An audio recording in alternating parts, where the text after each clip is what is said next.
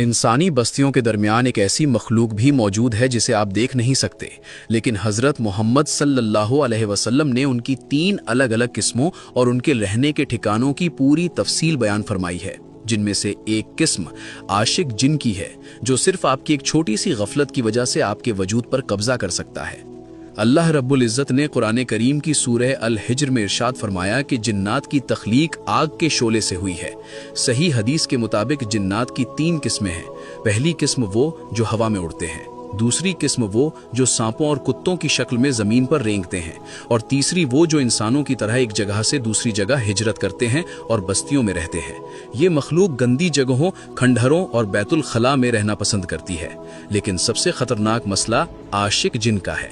ये वो सरकश जिन होते हैं जो इंसानी खूबसूरती को देखकर उन पर फिदा हो जाते हैं।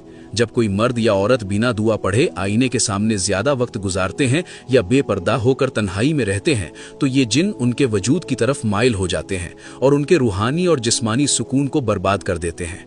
अक्सर लोग ये समझते हैं कि ये सब सिर्फ कहानियां हैं, लेकिन अक्ल और दीन दोनों इस बात की गवाही देते हैं।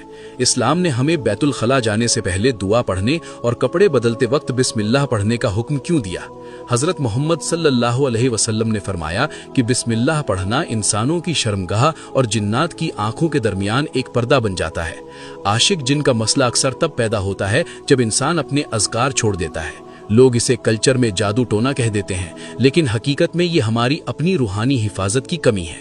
आज हमारे मुआशरे में कई नौजवान लड़के और लड़कियां बेवजह की उदासी, चिड़चिड़ापन और शादियों में रुकावट का सामना कर रहे हैं।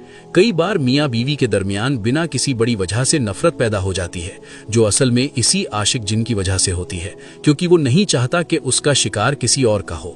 हमारा मुआशरा इसे दिमागी बीमारी या आपसी अनबन समझकर गलत रास्तों पर निकल जाता है, जबकि इसका हल सिर्फ और सिर्फ अल्लाह के कलाम में है। कल्चर में हम बाबाओं के पास भागते हैं, लेकिन इस्लाम कहता है कि अपना इलाज खुद अपने घर में कुरान से करो। इस मसले का हल बहुत आसान है। सोने से पहले आयतल कुर्सी और चारों कुल पढ़ने की आदत डालें।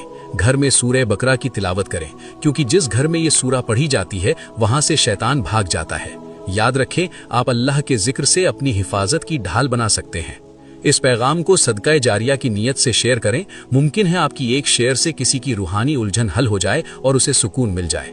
कमेंट में सुभान अल्लाह जरूर लिखें, ताकि हमें मालूम हो कि आपको अल्लाह की तख्लीक पर कामिल यकीन है।